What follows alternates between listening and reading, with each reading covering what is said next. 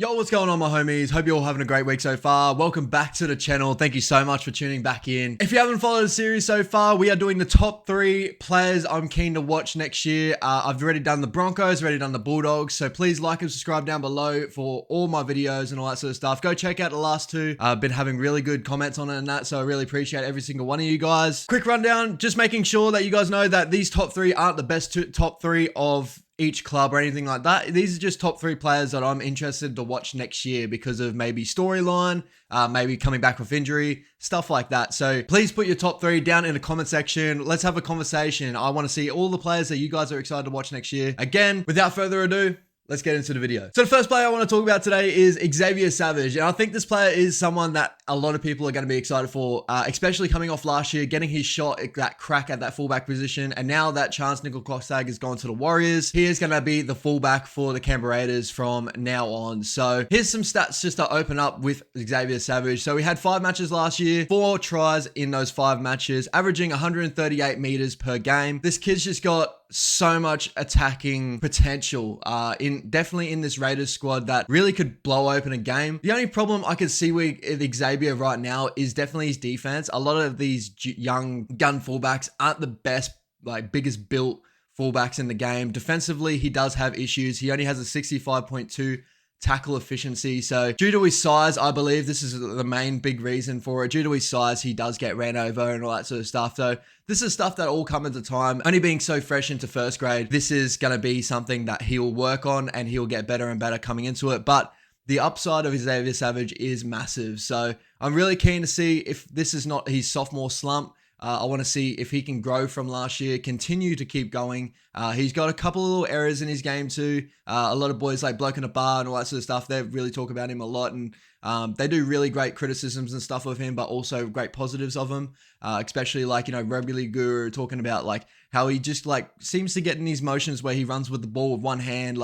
Certain little things where he gets into contact, he should be really wrapping both ball up and he's been working on it really, really well. And he's had some really spectacular tries already in the NRL. So I want to see him under this Raiders squad. That's going to be a little bit more sturdy this year. Not too much media going around him. Not too much of everyone saying that they're falling apart. Ricky Stewart, all that sort of stuff. So hopefully this Raiders squad continues to grow and Xavier Savage has a great year. The next player is going to be a real different one. It's someone that I piqued my interest in 2021. And obviously with the injury of him last year, he wasn't able to come into the squad or really play any minutes and stuff like that. And this player is Harley Smith-Shields. Again, I don't know if this player will be playing this year, especially under players like Kotrick, Rapana, have all been playing really, really well for the Raiders at the moment. But this guy has the potential to be a great starting winger, and I'm really excited to see if he can crack the squad this year in 2023. So in 2021, Harley Smith-Shields played 7 games, 3 tries, and averaged 124 meters per game in the wing position. He has a really good defensive mindset as well, makes really good decisions and stuff on the edge. Very sturdy winger, strong, fast. He creates a lot of good opportunities. I'm really excited to see if he can take the next step this year, crack that squad and really take over. Him and Tomoko was a really, really good combination on that side.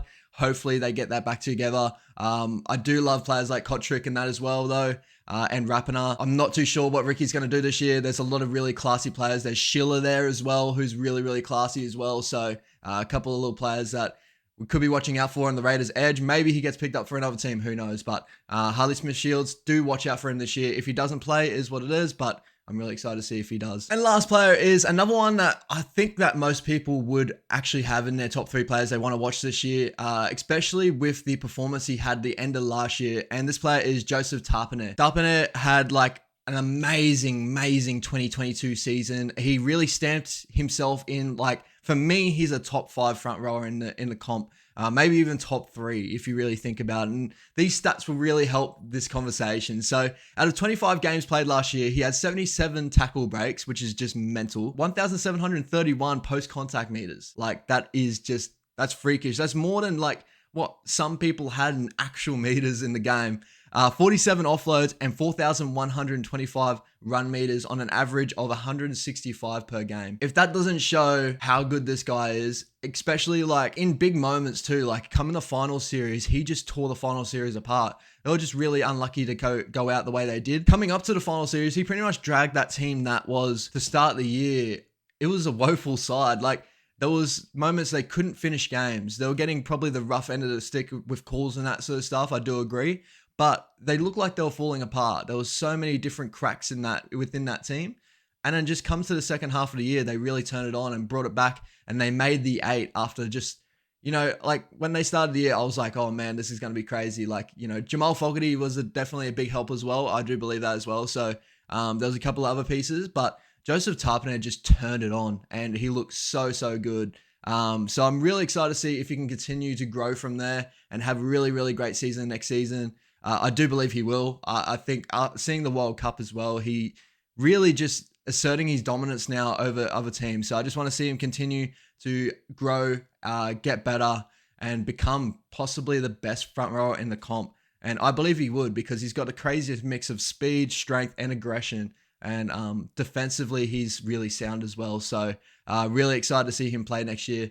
Hopefully he goes really well. Lastly, I got some honorable mentions. One of them, Trey Mooney, is a player I would be watching really, really closely. I don't know if he'll be able to crack this starting squad this year. I know that I put in Harley Smith-Shields, who may not even crack this squad as well. And I think Trey Mooney may have a better chance of cracking the squad than Harley Smith-Shields. I think Harley is just like a player I've watched for the last couple of years, and I really believe he's a really, really good winger that they should be having there. Trey Mooney is a gun lock coming in up in the grades. Don't know whether he will crack it this year. There is a spot there waiting for him with Adam Elliott, who is personally one of my favorite lock forwards in the comp.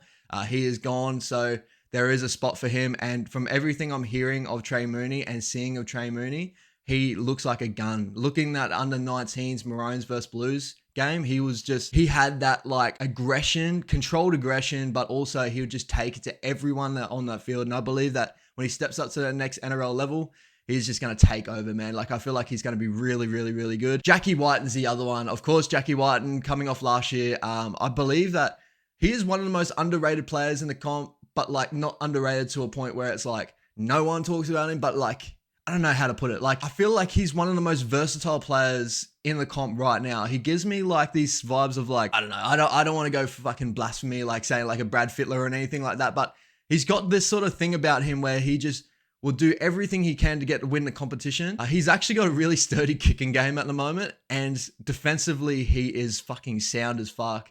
Running game is crazy. You could put him in any position. We've seen it in Origin. He can play center. I believe you could play lock forward. I honestly do believe he could play lock forward. I agree with Kempy and all that sort of stuff with Bloke in the Bar. They do say that sort of stuff. Like, fuck, man. I could actually see him do it. Like, we saw Jacko Hastings do it. I believe that Jack Whiten could definitely do it. We've seen him play fullback. The guy is just a gun. So hopefully he has a great year next year. Schiller, there's a couple other boys that I'm really excited to watch in this Raiders squad, but those top 3, I believe, are young killers that are really coming up on the rise, and this could take the Raiders into the next couple coming years that are going to be killer. Like, when Trey Mooney comes through in this team is still going to be, I reckon, in that top 8 discussion for a decent while coming through. So yeah, hope you guys enjoy this sort of stuff. Hit the notification bell, subscribe down below if you want to see any more of my content. Do check out the last couple of videos with the Broncos and the Bulldogs. If you enjoy those sort of teams, comment down below. Don't be shy to comment. I love conversations and stuff. Tell me your thoughts, whether I'm wrong in some sort of aspects, but really, like, it's just a discussion. I want to see, who do you want to see coming into the next year? Like, your top 3 players you're really excited to watch. Could be anyone. Could be anyone in that team. So yeah, hope you guys enjoy. Next week we got the Sharkies, so get excited for that one. Thanks, boys. Take it easy.